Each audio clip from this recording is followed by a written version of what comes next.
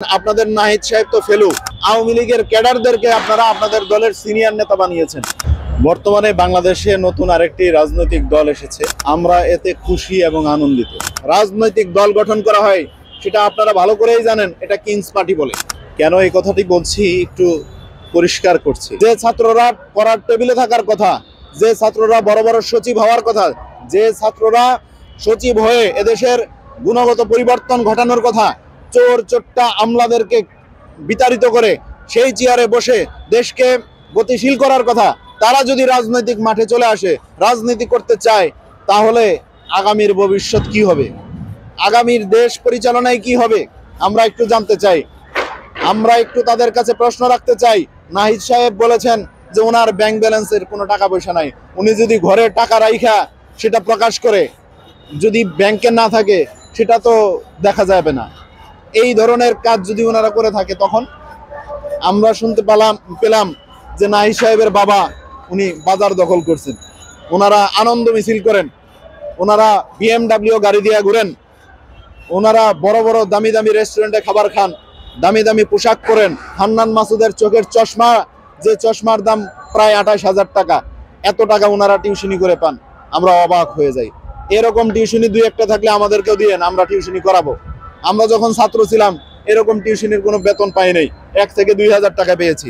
তা আপনারা যদি এরকম টিউশনির টাকা দিয়ে রাজনীতি করেন, সেটা তো আসলে রাষ্ট্রের জন্য খুব উপকারজনক আমাদের মনে হচ্ছে। আর আমাদেরকে আপনারা দাওয়াত করেছিলেন, দেখলাম আপনারা আপনাদের স্লোগান দিচ্ছেন, আপনারা আপনাদের কাজ করছেন, সবকিছু করছেন। আমাদেরকে দর্শক হিসেবে আপনারা সেখানে নিয়ে গেছিলেন, আমাদের কাছ থেকে কোনো পরামর্শের জন্য আপনারা নিয়ে যান নাই। আমাদের সাথে কোনো ধরনের যে আন্তরিকতা, বন্ধুত্ব রাজনৈতিক দলগুলোর সাথে, সেই জায়গা থেকে আপনারা নেন নাই। আপনারা কি করছেন সেটা দেখানোর জন্য আমাদেরকে নিয়ে গেছেন। আমরা রাজনৈতিক মাঠে দীর্ঘ সময় যাবত আছি, কেউ স্বাধীনতার আগে থেকে আছে, কেউ স্বাধীনতার পরে, কেউ হয়তো এক যুগ যাবত আছে। সবাই রাজনৈতিক মাঠে আছে, জনগণের জন্য কথা বলে। বিগত 17 বছরে সবাই নির্যাতন নিপীড়নের শিকার। আপনারা শুধু ওই 36 দিন নির্যাতন নিপীড়নের শিকার হয়েছেন, তাই ভুলে যাবেন না। তাদেরকে মাইনাস করে, তাদেরকে সরিয়ে দিয়ে কিংস পার্টি হয়ে দেশের গুণগত পরিবর্তন করবেন। কি গুণগত পরিবর্তন করবেন? আপনাদের নাহিদ সাহেব তো ফেলু, তাকে 6 মাস 6.5 মাস সুযোগ দেওয়া হয়েছে, সে ICT মন্ত্রণালয়ে বসেছেন।